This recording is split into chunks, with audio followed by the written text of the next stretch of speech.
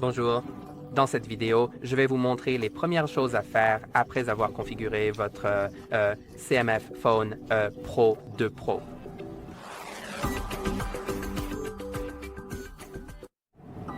Si votre CMF Phone 2 Pro vient d'être configuré, il y a quelques actions à effectuer pour améliorer votre expérience. Certaines de ces choses sont également des étapes que vous devrez de toute façon accomplir, alors faisons-les dès le début pour ne plus être dérangés par la suite. Et aussi, certaines de ces étapes vont personnaliser votre téléphone. Commençons donc par aller dans les paramètres. Dans les paramètres, vous trouverez la plupart des choses que nous allons faire. Et si vous n'êtes pas connecté à Internet, c'est important pour les étapes suivantes, alors allez dans Réseau et Internet, puis sélectionnez le réseau Wi-Fi auquel vous souhaitez vous connecter. Une fois que vous êtes connecté, faites défiler tout en bas jusqu'à Système. Trouvez les mises à jour du système et vérifiez s'il y a une mise à jour. Si le message indique que votre appareil est à jour, vous n'avez rien à faire. Mais s'il y a une mise à jour, je vous recommande de l'installer pour que votre téléphone reste fluide, sécurisé et profite des dernières fonctionnalités. Cliquez sur « Télécharger et installer », puis attendez la fin du téléchargement. Vous pouvez continuer à utiliser votre téléphone pendant ce temps. Plus tard, il vous sera demandé de redémarrer votre téléphone. Une fois redémarré, la mise à jour sera appliquée. Revenons en arrière et poursuivons avec l'étape suivante qui consiste à se connecter à un compte Google et il est possible que vous l'ayez déjà fait. Si c'est le cas, passez à l'étape suivante où j'aborde le Google Play Store.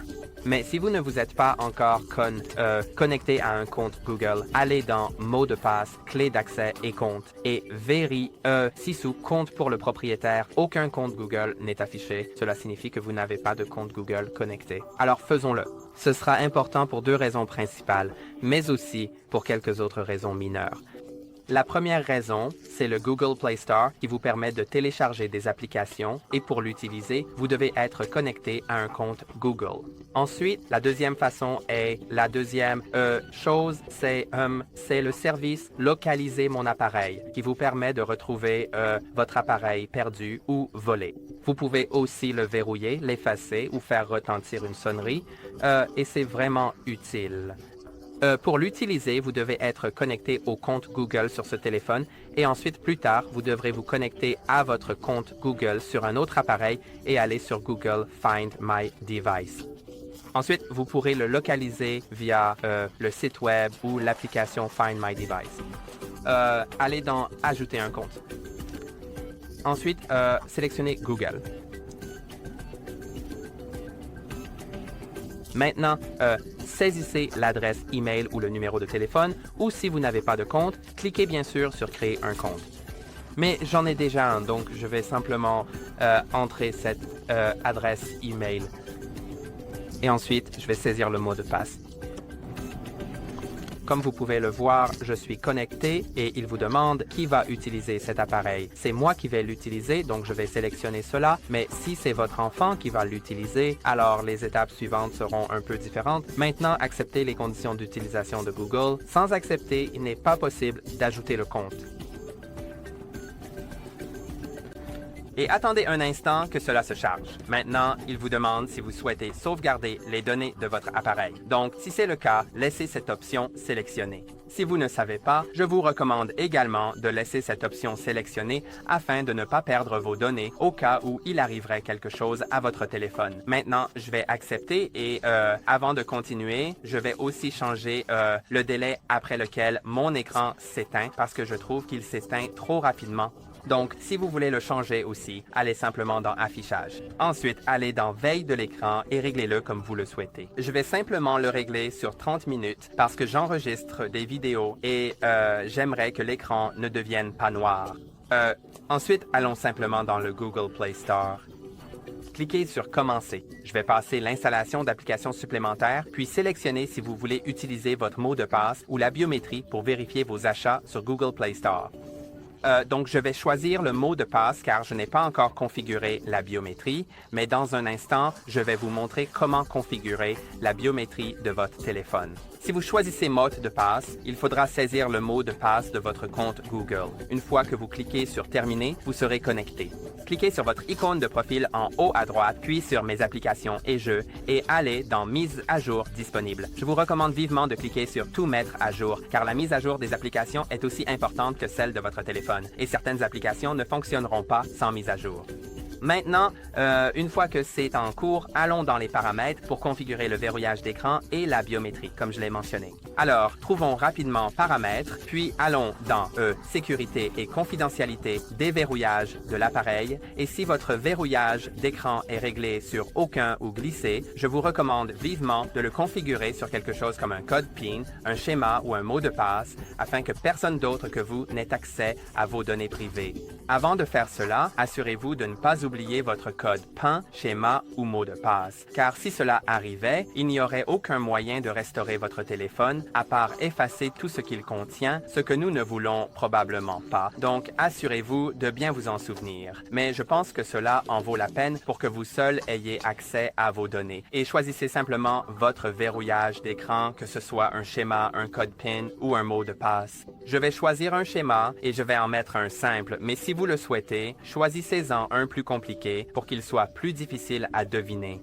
Cliquez maintenant sur Suivant et saisissez-le à nouveau. Mais si vous choisissez quelque chose de plus complexe, alors assurez-vous de bien vous en souvenir. Maintenant, avec l'écran de verrouillage, il vous demande quoi faire avec les notifications sur l'écran verrouillé et je préfère l'option d'afficher le contenu sensible uniquement lorsque l'appareil est déverrouillé, ce qui signifie que je verrai le nom des applications dont j'ai reçu des notifications, mais je ne verrai pas les détails de cette notification à moins de déverrouiller mon téléphone. Cliquons sur Terminer, puis vous verrez les options d'empreinte digitale et de reconnaissance faciale. Je vais d'abord configurer l'empreinte digitale, puis je parlerai un peu de la reconnaissance faciale. Entrons le verrouillage de l'écran et je pense que l'empreinte digitale est excellente parce que c'est pratique et sécurisé, donc je le recommande vivement. Ensuite, il vous indique que certains protège-écrans tiers peuvent affecter la reconnaissance de l'empreinte digitale ou la sensibilité tactile, donc il faut simplement garder cela à l'esprit. Et aussi, si vous changez de protège-écran à l'avenir, veuillez vous assurer de réenregistrer votre empreinte digitale afin qu'elle fonctionne de manière la plus précise possible. Maintenant, cliquez sur Configurer et placez votre doigt sur le capteur d'empreinte digitale qui est caché sous l'écran. Soulevez et appuyez à nouveau plusieurs fois et n'oubliez pas de déplacer votre doigt entre chaque scan afin que toute la zone de votre empreinte soit scannée. Lorsque le message « Placez les bords » s'affiche, déplacez encore plus votre doigt afin que cela fonctionne quelle que soit la façon dont vous tenez votre téléphone. Une fois que c'est fait, cliquez sur « Terminer ». Ensuite, il y a le déverrouillage facial que je ne recommande pas de configurer car il ne se base que sur la caméra. Il existe des téléphones sur le marché qui utilisent des capteurs infrarouges, mais celui-ci n'en fait pas partie, ce qui signifie qu'il peut être déverrouillé avec une photo de vous ou par quelqu'un qui vous ressemble, ce qui rend votre téléphone assez vulnérable à d'autres personnes qui pourraient simplement le prendre et placer une photo ou une vidéo de vous devant lui. Voyons maintenant comment déverrouiller le téléphone et découvrons deux méthodes différentes pour le faire. Avec l'empreinte digitale, il suffit simplement de poser votre doigt au bon endroit. Même si l'écran est éteint, cela devrait fonctionner comme vous pouvez le voir. Au bout d'un certain temps, vous vous habituerez à l'emplacement du capteur d'empreinte digitale, donc vous le toucherez probablement toujours au bon endroit. Et pour le faire avec le verrouillage de l'écran, il suffit d'appuyer sur le bouton d'alimentation, de faire glisser vers le haut, puis de saisir votre code de verrouillage, et c'est ainsi que vous déverrouillez votre téléphone. Passons à l'étape suivante, qui consiste à changer votre fond d'écran si vous le souhaitez. Si vous ne voulez pas changer le fond d'écran, vous pouvez passer à l'étape suivante, mais je pense que beaucoup de gens le font, alors faisons-le. Comme fond d'écran, vous pouvez choisir quelque chose proposé par Nothing. Vous pouvez aussi prendre une photo maintenant, la transférer depuis votre appareil précédent ou la télécharger depuis Internet. Je vais prendre une photo maintenant parce que je n'ai aucune photo sur mon appareil pour le moment, donc prenons-la rapidement. Maintenant que j'ai cette photo, nous pouvons aller dans les paramètres. Dans les paramètres, allez dans l'onglet de personnalisation, puis vous pouvez trouver l'écran de verrouillage et l'écran d'accueil. Mais avant de faire cela, d'abord, sélectionnons le fond d'écran. Donc, vous pouvez soit choisir quelque chose proposé par Nothing, comme je l'ai dit, soit cliquer sur plus de fond d'écran. Ensuite, vous pouvez aller dans le studio de fond d'écran pour créer quelque chose avec l'IA. Vous pouvez aussi choisir une couleur unie ou cliquer sur mes photos pour ouvrir votre galerie. Ensuite, vous devez tout autoriser et sélectionner la photo que vous souhaitez définir. Il est indiqué que le fichier image est corrompu pour une raison quelconque. Je vais essayer de le réparer. Je pense que je dois simplement ouvrir l'application Galerie au moins une fois. Mais... Alors, allons dans Google Photos. Nous pouvons commencer. Et maintenant, voyons voir. La photo a l'air correcte. Elle ne semble pas corrompue. Revenons au réglage du fond d'écran et essayons de le définir à nouveau. Et maintenant, ça fonctionne. J'avais probablement juste besoin d'ouvrir l'application photo au moins une fois.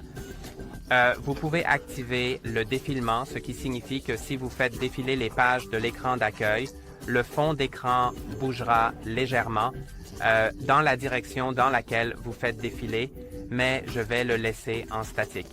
Ensuite, validez ici et vous pouvez le définir comme écran de verrouillage ou écran d'accueil. Vous pouvez le sélectionner comme ça.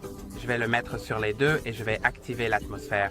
Vous pouvez voir que lorsqu'il est désactivé, ça ressemble à ça et quand l'atmosphère est activée, cela floute, MMH, l'écran d'accueil et le fait un peu bouger lorsque vous déverrouillez votre téléphone. Ensuite, vous pouvez aussi activer l'effet vert. Essayons de l'activer. Pourquoi pas? Cliquez sur Terminer. Et au fait, vous pouvez aussi cliquer sur l'écran de verrouillage ici pour MMH, personnaliser l'horloge si vous le souhaitez. Celui-ci me plaît, donc je vais le laisser. Ensuite, vous pouvez ajouter des widgets et personnaliser ces raccourcis rapides en bas. Mais je vais juste quitter ceci. Je ne veux pas le faire maintenant. Et maintenant, notre fond d'écran est personnalisé. Je vais vous montrer à quoi il ressemble à la fois sur l'écran de verrouillage et l'écran d'accueil. Vous avez peut-être remarqué qu'il bougeait légèrement, mais en fait, ça a ouvert quelque chose.